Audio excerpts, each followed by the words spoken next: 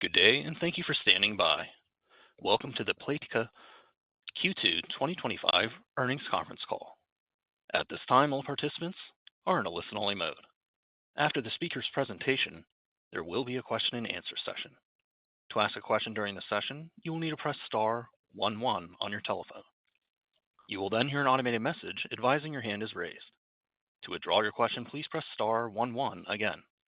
Please be advised that today's conference is being recorded. I would now like to hand the conference over to your speaker today, Tae Lee, SVP, Corporate Finance and Investor Relations. Please go ahead. Welcome, everyone, and thank you for joining us today for the second quarter 2025 earnings call for Playtika Holding Corp. Joining me on the call today are Robert Antokol, Co-founder and CEO of Playtika, and Craig Abrams, Playtika's President and Chief Financial Officer. I'd like to remind you that today's discussion may contain forward-looking statements, including but not limited to the company's anticipated future revenue and operating performance, and more specifically, the future performance of our individual titles such as Slotomania or our recently launched Disney Solitaire. These statements and other comments are not a guarantee of future performance, but rather are subject to risks and uncertainties, some of which are beyond our control. These forward-looking statements apply as of today, and you should not rely on them as representing our views in the future. We undertake no obligation to update these statements after this call. We've posted an accompanying slide deck to our investor relations website, which contains information on forward-looking statements and non-GAAP measures, and we'll also post our prepared remarks immediately following the call. For a more complete discussion of the risks and uncertainties, please see our filings with the SEC. With that, I'll now turn the call over to Robert. Good morning, and thank you, everyone, for joining our call today. I want to start by acknowledging the resilience and dedication of our team. Despite the ongoing headwinds facing mobile gaming, we remain firm in our commitment to our strategic priorities. For Q2 2025, we are reporting revenue of $696 million and adjusted EBITDA of $167 million. While these numbers reflect some underperformance, we have several positive developments to highlight. First, I am incredibly happy to share the success of our last launch, Disney Solitaire. The game has already hit the $100 million annual run rate revenue threshold, which is testament to the incredible work of our Superplay studio, working in collaboration with Disney and Pixar Games. This achievement helped drive sequential growth in the Superplay portfolio, and we are optimistic about its continued performance. We have been pleased with the overall performance of Disney Solitaire and the Superplay portfolio since the acquisition. Second, coming off record quarter in Q1, Bingo Blitz continued to experience a strong engagement across the board. The studio is seeing a strong ramp-up in the D2C revenue, and we are pleased with the performance of the largest game in our portfolio. Third, we are increasing our long-term target for D2C to 40%, up from 30%. The goal is to sustain EBITDA and free cash flow as we manage changes within our portfolio and respond to changing landscape of direct payments. During this period, our more mature titles are experiencing decline in revenue, while our more recently acquired titles are in process of transitioning from being EBITDA negative to positive. We believe that continuing to increase our D2C penetration will help offset margin pressure during this transitional period. Turning to Slotomania, the game continues to face challenges. Our team is working hard on various tests to stabilize the game economy. As we mentioned previously, this is a part of getting worse before it's getting better. Although players' engagement continues to be strong, monetization has not kept pace, and the team is prioritizing efforts to improve this area. Our new slot game is a critical component to our slot strategy, and we are taking a major approach to this development. We remain on track to launch it in the fourth quarter of this year, and while we do not expect a material impact on our 25 results, we see it an important long-term growth driver for Playtika. In addition, Superplay's next new game has the potential to be a standout in its category, with the launch timing details to be shared at a future date. Beyond this project, we're actively exploring opportunities to develop and launch additional new games in genres that are strategically important to us. We are excited about the pipeline we are building and look forward to providing more updates as this project progresses. Thank you, and I will now turn the call over to Craig for more detailed review of our financial performance. Thank you, Robert. It is important to highlight the portfolio dynamics that have shaped our performance. This quarter, we experienced a slight sequential decline in revenue, primarily driven by the continued decline in Slotomania. Despite this, our year-over-year performance reflects the successful execution of our M&A strategy. Our acquired portfolio of games has been a significant driver of this growth. The Superplay portfolio, the Youda Games card portfolio, and Animals and Coins have all contributed to our year-over-year revenue growth. With that, let us get into the details of the quarter. We generated $696 million of revenue in the quarter, reflecting a 1.4% sequential decline and an 11% year-over-year increase. GAAP net income for the quarter was $33.2 million, representing an 8.5% sequential increase and a 61.7% year-over-year decrease.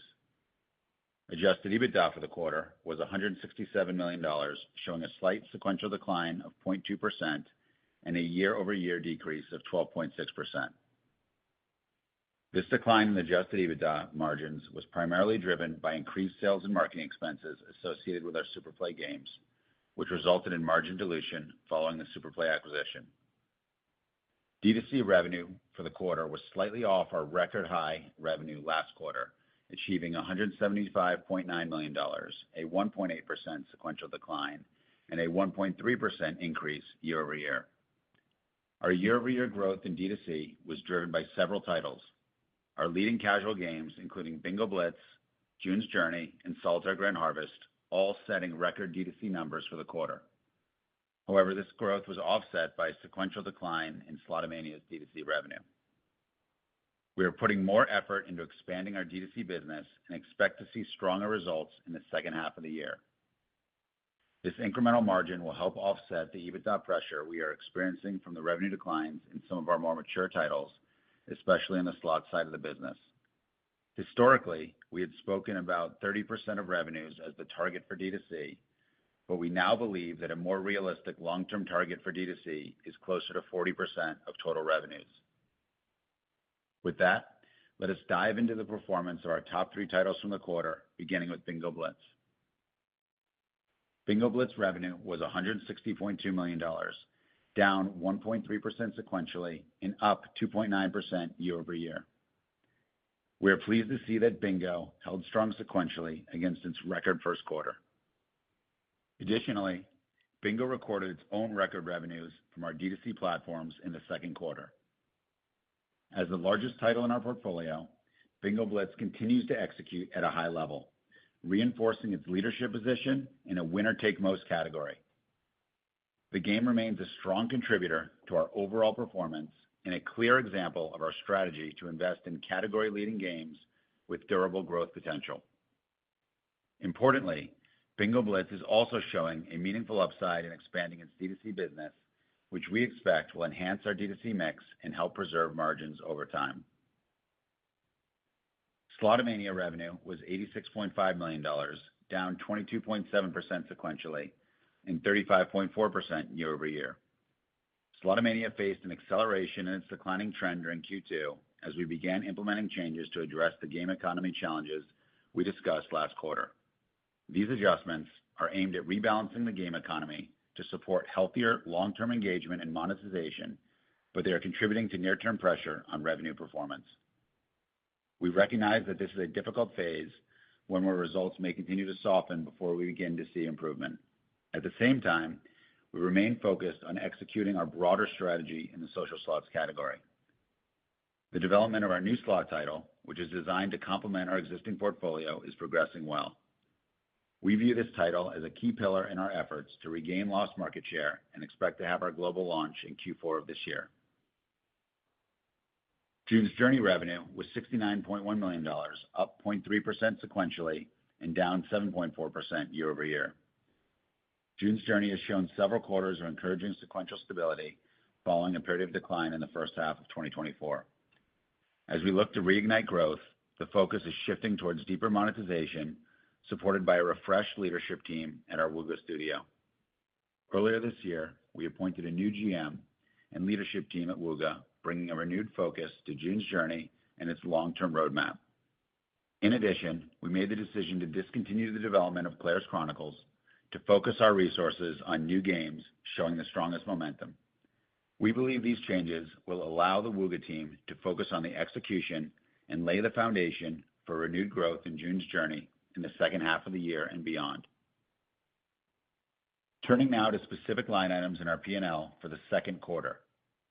Cost of revenue increased 16.4% year over year, driven by our revenue growth and the increase in amortization expenses in our P&L resulting from the acquisition of Superplay. Operating expenses increased by 22.6% year over year.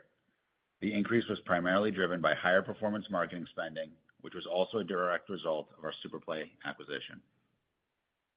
R&D increased by 13.8% year over year. The growth in R&D was primarily driven by an increase in average headcount during the quarter compared to the same period last year. This was largely due to the acquisition of Superplay, which bolstered their R&D workforce. Sales and marketing increased by 52.1% year over year. The increase in sales and marketing was primarily driven by the incremental performance marketing spend from our acquisition of Superplay. In the last quarter, we mentioned that we anticipated a sequential step down in sales and marketing expenses, and we observed this trend in the second quarter. We expect the sequential step down to continue for the second half of this year. G&A expenses decreased by 62.8% year over year. During the quarter, we recorded a $33 million benefit in our G&A expenses related to the revaluation of contingent considerations tied to our past acquisitions. It is important to note that this is a non-cash adjustment and reflects a change in estimated payouts rather than any operational improvement in G&A efficiency. The comparable quarter in 2024 also had an adjustment related to contingent considerations. Excluding adjustments in both periods, G&A would have declined year over year by 20.8%. As of June 30th, we had approximately $592.1 million in cash, cash equivalents, and short-term investments. Looking at our operating metrics, average DPU declined 3.1% sequentially and increased 26.8% year over year to 378,000. The average DAU decreased 2.2% sequentially and increased 8.6% year over year to 8.8 million. ARPDAU was flat versus Q1 and increased 2.4% year over year to 87 cents. Finally, we are revising our guidance for the year. Our updated revenue range for the year is $2.7 to $2.75 billion, down from $2.8 to $2.85 billion. Despite the decrease in our revenue range, we are maintaining our adjusted EBITDA range of $715 million to $740 million. This demonstrates our ability to offset the EBITDA losses from Slotomania revenue weakness through increased efforts in our D2C platforms and other efficiencies we are executing throughout the organization. We'd be happy to answer your questions. As a reminder, to ask a question, please press star 11 on your telephone and wait for your name to be announced. To withdraw your question, please press star 11 again. Please stand by while we compile the Q&A roster. Our first question comes from Arthur Chu with Bank of America Securities. Your line is open. Hey guys, this is Arthur on for Omar. Thanks for taking the question. So you guys have been working on, stabilizing some of the oldest titles like Slotomania for a while. Curious what are some of the learnings you have taken away from this process, and if any of those learnings have perhaps led you to change your approach or, change the way you're thinking about turning around these titles? Hey, Arthur, thanks for the question. Sure. So when you're dealing with game economy issues and hyperinflation within a game, these are complex issues, especially in games that, are 10 plus years old and have various monetization levers within the game. I think for us, we've learned a lot within Slotomania. It is one of the biggest franchises for slots within the category. We have an engaged player base. If you look at the declines in DAU, they are better than the declines you've seen in DPU, so it's clearly a monetization issue. And for us, it's taking time to peel that through, but I think we're encouraged by the changes that we've been making and seeing the impact there. So it's definitely something they're highly focused on, and we're starting to see some benefits there of our efforts. Got it. Thank you very much. Thank you. Our next question comes from Colin Sebastian with Baird. Your line is open. Thanks. Appreciate the questions. I guess first, congrats on Disney Solitaire. On that game, Craig, can you talk about the economics of the title, the licensing costs, the customer acquisition costs, I guess the margin profile of that game versus the broader portfolio, and then I have a follow-up. Sure. So, well, the terms of our deal with Disney and Pixar Games is not publicly disclosed. I think you can imagine, as with any top-tier content provider, there's a license fee associated with licensing their content. That being said, the title is one of the most successful launches of the year in terms of a new title in any category. I think that it's scaling much faster than any previous Superplay title, and we continue to be impressed with the results. And so it's been a great collaboration with Disney and Pixar Games, and we look forward to continuing to execute on growing that game. Okay, great. And then maybe as a follow-up to Arthur's question, are you guys thinking any differently about, I guess, the legacy or mature portfolio, if there's any structural shift in the market among mobile gamers in terms of their preference for older versus newer games, or is that not really something you're observing? I think the way that we differentiate it is looking at category-leading games. And so where we're a category leader, we are making investments in the game. If it's an older game that doesn't have category leadership, we're not seeing that same level of investment. We also continue to invest in our recently acquired titles. That's a key area for growth for us. I think if you look across all three acquisitions, they all grew year over year. And then continuing to expand our D2C business throughout all of our titles, more recently acquired and existing titles. I think a new growth vector for us that we'll talk about more in the future is growing our advertising business. We saw double-digit growth sequentially as well there. And lastly, developing and scaling new games as well is something that's newer for us, but something that we're focused on. One thing I would like to add that we saw with this, what happened with Disney Solitaire, that we launched a new game in a category that we're already dominating there for a long time, and the category grew. So this kind of example is making us to think about other categories that we are leaders right now, and it's going to change the thing that we are looking at launching a new game, because the example of Solitaire Disney is unusual example. We launch a new game, we grew the category dramatically, we're still leading the category with our old game, so for us it's a win-win situation. Okay, thanks Robert, thanks Craig. Thank you. Our next question comes from Eric Handler with Roth Capital. Your line is open.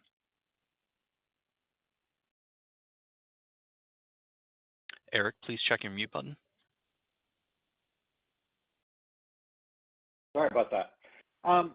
I'm curious with your social casino business, are you seeing any negative impact from sweepstakes? So it's a good question.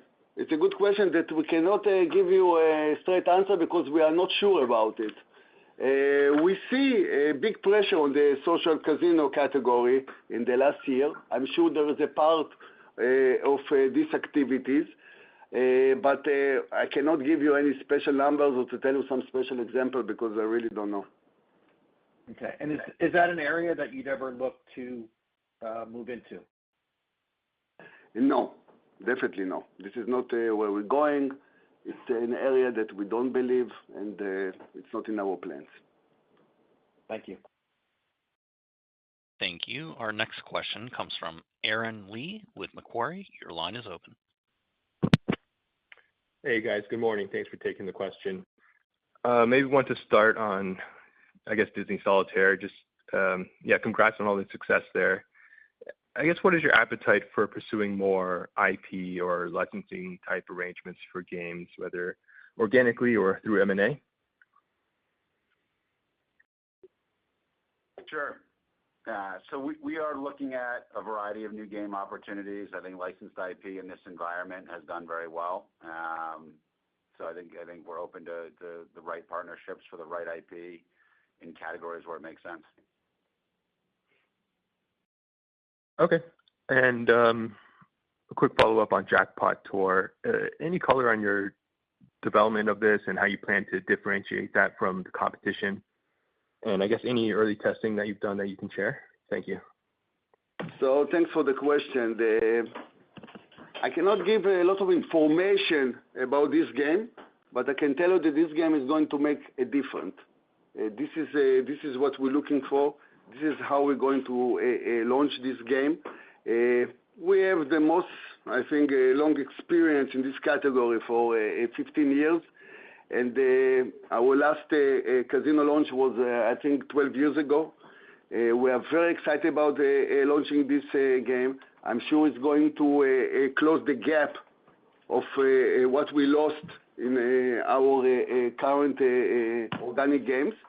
It's going to be different, and when we will have more details, I will be more than happy to share with you guys. Okay, got it. Thank you. Thank you. As a reminder, please press star 11 to ask a question. Again, that is star 11 to ask a question. Our next question comes from Albert Kim with UBS. Your line is open. Hey guys, thanks for taking the question. So recently we've been seeing some multiple headlines and greater scrutiny around kind of the mobile store markets. Any impact, if any, does the App Store fee changes have on your duties ambitions, and any factors we should be mindful of as we think about the new longer term post, and if you could share any timeline to get to the 40% goal? Thank you. Sure. So the changes in the payment landscape and in the app stores has been a positive tailwind for us. In the U.S. specifically, we're seeing upside in iOS. I think in terms of our execution now, for the last few years, we've been very consistent in terms of increasing D2C penetration. We're seeing that accelerate now with those changes, and we updated our long-term target as a result from 30% to 40%.